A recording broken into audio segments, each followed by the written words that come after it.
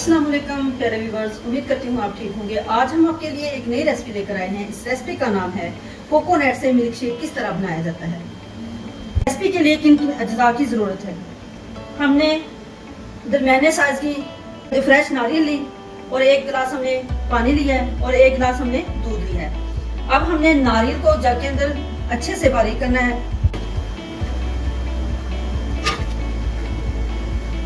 ये नारियल हमने फ्रेश यानी कि कच्ची नारियल ली है। गिलास पानी में हम इसको अच्छे से ग्राइंड करते हैं। हमने अच्छे से नारियल को ग्राइंड कर लिया है। अब 1 गिलास इसमें दूध ऐड करते हैं।